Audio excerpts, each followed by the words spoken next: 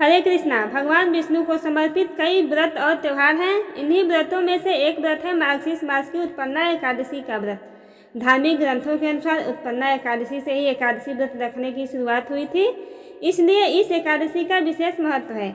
इस एकादशी व्रत के प्रभाव से व्यक्ति सांसारिक सुख भोग कर अंत में मोक्ष को प्राप्त कर लेता है और उसके सभी पाप नष्ट हो जाते हैं, सारे कष्ट मिट जाते हैं।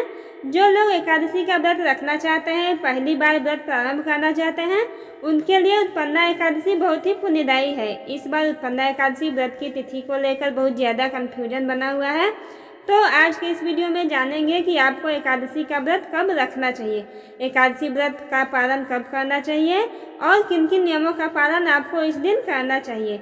एकादशी तिथि के अनुसार इस बार 8 दिसंबर शुक्रवार को दशमी युक्त एकादशी रहेगी और 9 दिसंबर शनिवार को द्वादशी तिथि युक्त एकादशी रहेगी। यहाँ पर आपको एक बात का ध्यान रखना है कि जो दशमी तिथि युक्त एकादशी है, इस दिन सभी गृहस्थजन चाहे तो उपवास रख सकते हैं, लेकिन जो दूजी एकादशी यानी दशमी तिथि मिली हुई एकादशी है, उस दिन सभी वैष्णव संप्रदाय के लोग, इस काल से जुड़े हुए लोग व्रत रखते हैं। अगर बात करें कि किस तिथि को लेकर आपको व्रत रखना सही होगा, तो 9 दिसंबर शनिवार के दिन व्रत रखना ज़्यादा उत्तम रहेगा, क्योंकि कई बार लोग एकादशी का व्रत तो रख लेते हैं, लेकिन पालन करने के मुहूर्त के बारे में उन्हें सही जानकारी नहीं होती है। क्योंकि एकादशी व्रत के नियमों के अनुसार व्रत का पालन हमेशा शुभ मुहूर्त में ही करना चाहिए।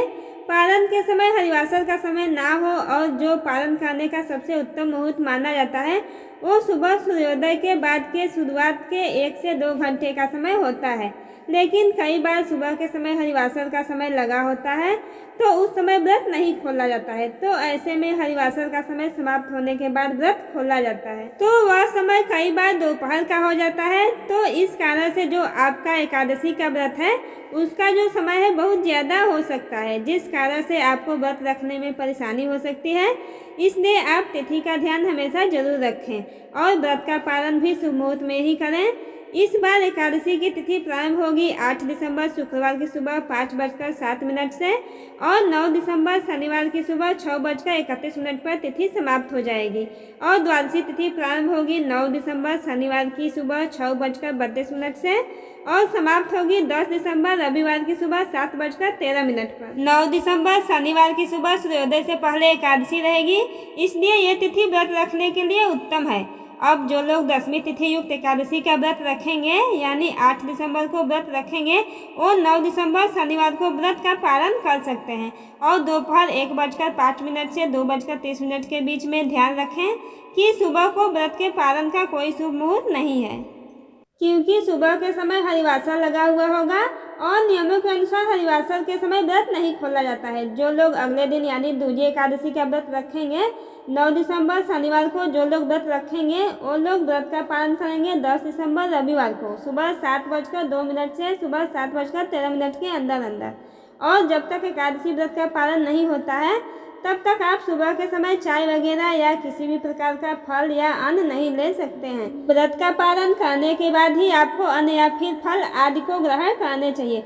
एकादशी व्रत का पालन जिस दिन करते हैं, उस दिन आपको नियमों का पालन करना होगा।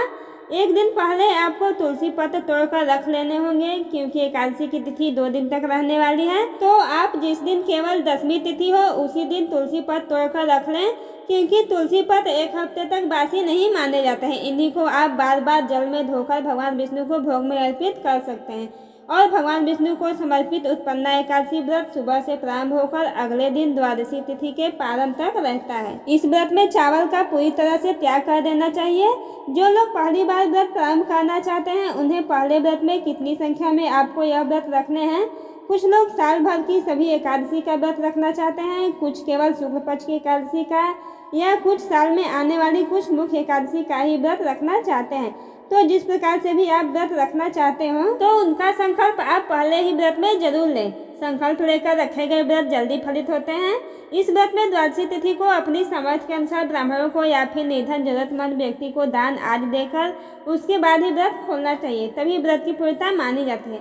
तो दोस्तों, हमारी जानकारी पसंद आई हो तो लाइक और सब्सक्राइब करना मत भूलिएगा।